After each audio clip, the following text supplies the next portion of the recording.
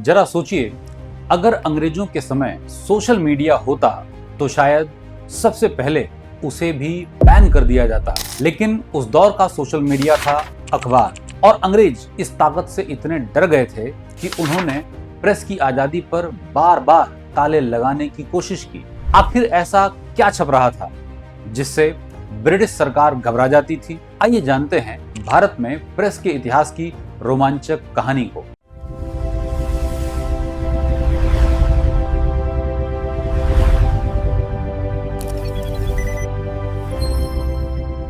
नमस्कार, मेरा नाम है राहुल उपाध्याय, और अगर आप इतिहास को पढ़ना चाहते हैं तो आप जुड़ सकते हैं मेरे साथ केडी लाइव एप्लीकेशन पर।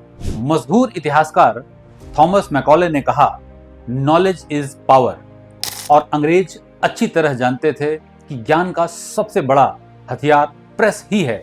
भारत में प्रेस की शुरुआत शुरू होती है 1556 में, जब गोवा में पुर्तगालियों ने पहला प्रिंटिंग प्रेस स्थापित किया। यह प्रेस धार्मिक पुस्तकों को छापने के लिए लगाया गया था।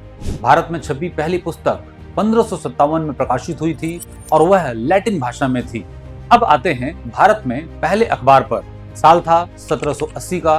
एक आयरिश पत्रकार जेम्स अगस्टस हिक्की ने भारत में पहला समाचार पत्र निकाला, हिकीज बंगाल गैजेट। इसे कलकत्ता जनरल एडवर्टाइजर भी कहा जाता था, लेकिन यह कोई साधारण अखबार नहीं था। हिक्की ने सीधे ईस्ट इंडिया कंपनी के अधिकारियों और यहां तक कि गवर्नर जनरल वारेन हेस्टिंग की भी आलोचना शुरू कर दी। बस फिर क्या था, अंग्रेजों ने अखबार की सुविधा बंद कर दी, प्रेस जब्त कर लिया और अंततः हिक्की को जेल भेज दिया गया। भारत में प्रेस की आजादी की लड़ाई की शुरुआत किसी स्वतंत्रता सेनानी ने नहीं की, बल्कि एक पत्रकार ने ही की। दूसरा अखबार 1784 में निकला, कलकत्ता गैजेट, लेकिन यह सरकार समर्थक अखबार था। इसमें सरकार के आदेश, नियुक्तियां और सरकारी घोषणाएं प्रकाशित होती थीं। तीसरा अखबार 1785 में बंगाल जर्नल, इसमें भी कई राजनीतिक समाचार प्रकाशित किए गए और धीरे धीरे प्रेस का प्रभाव बढ़ने लगा। चौथा अखबार 1785 में मद्रास कुरियर, दक्षिण भारत का पहला महत्वपूर्ण अंग्रेजी समाचार पत्र माना जाता है। पांचवा अखबार 1786 में कलकत्ता क्रॉनिकल, यह व्यापार, राजनीति और प्रशासन से जुड़े अखबारों के लिए प्रसिद्ध था। अब तक लगभग सभी अखबार अंग्रेजी में थे, लेकिन असली दबाव तब आया जब भारतीय भाषाओं में अखबार निकलने लगे।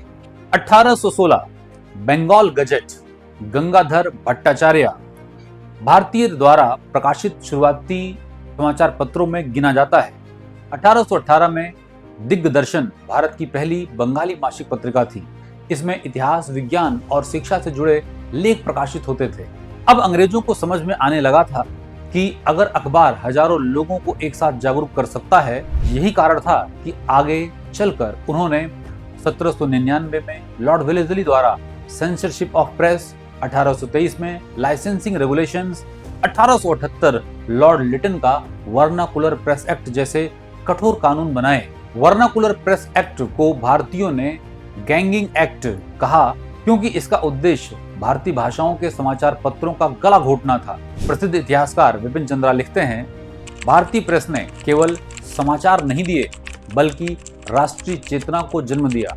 यही कारण है कि भारतीय स्वतंत्रता आंदोलन में प्रेस एक हथियार बन गया, और यही प्रेस आगे चलकर भारत की आजादी की आवाज बन गया।